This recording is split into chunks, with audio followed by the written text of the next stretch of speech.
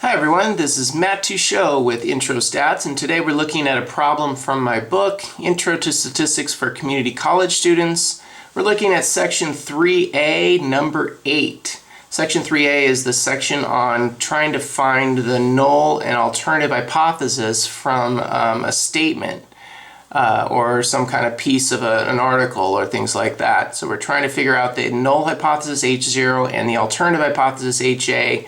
We're also trying to figure out what type of test this would be and what the claim would be.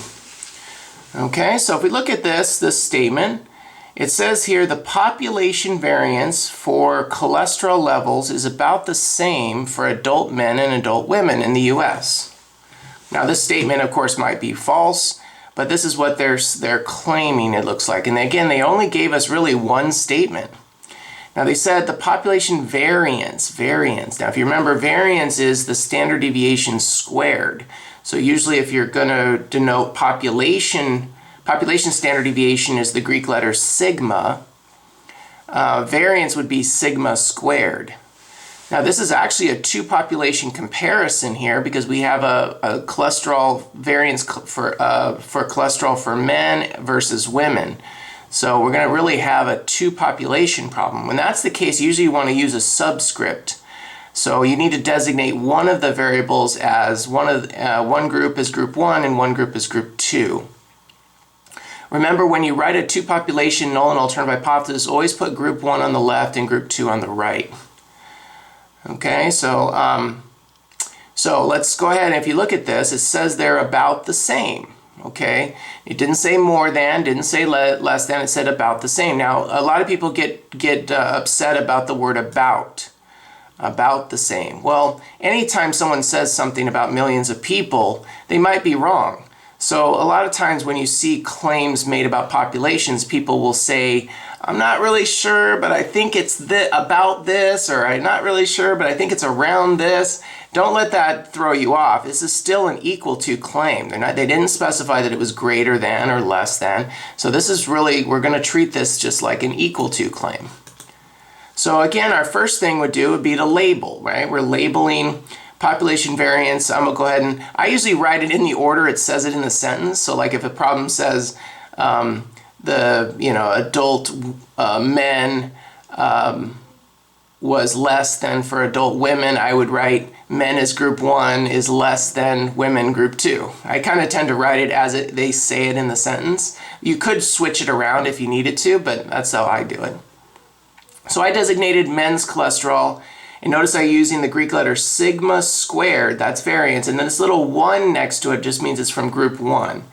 And then sigma squared is variance, and then this little subscript 2 means it's from group 2. So again, in two population, you want to make sure that you label what your letters are representing. All right, they say they're about the same. So it sounds like my claim is that these two things are equal. So that would be my claim. All right, so that looks pretty good. All right, we got a claim that they're equal. Now, what's the opposite of the claim? Well, we said earlier the opposite of equal to is not equal to. Sometimes in the article they'll tell you what the opposing view would be, but this one didn't. So we're just going to go with the opposite. The true opposite of equal to is not equal to. So my opposing view to this claim would be not equal to.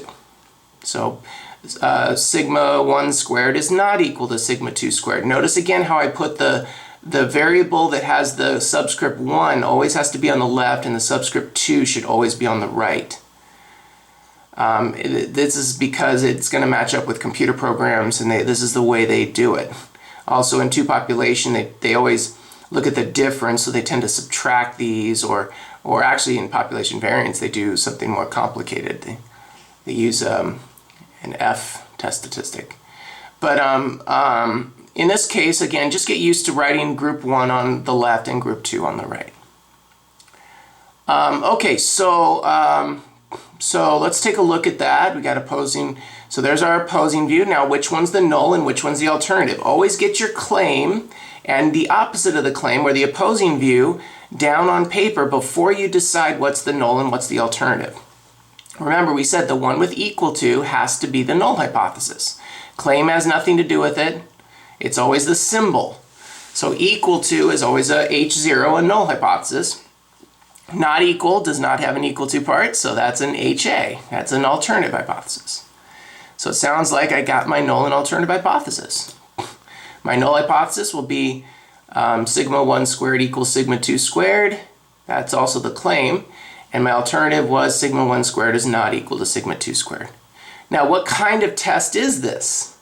Well, again, that goes with the sign in HA. So it's not the claim, it's not the null, it's the sign in HA that decides the tail. So since this was a not equal to problem, we're going to write this as a two-tailed test. So this is a two-tailed test. So this would be my null and alternative hypothesis, and this is considered a two-tailed test. Now I will say things are going to change. With 1 and 2 population, these rules that we talked about really apply to 1 and 2 population null and alternative hypothesis. Once we start getting into 10 populations, things start to change rather dramatically. A lot of times they will condense the 10 populations into one right-tailed test, but we'll get to that later. For 1 and 2 population, if your HA is not equal, you're going to be doing a two-tailed test. Okay? Hope that helps.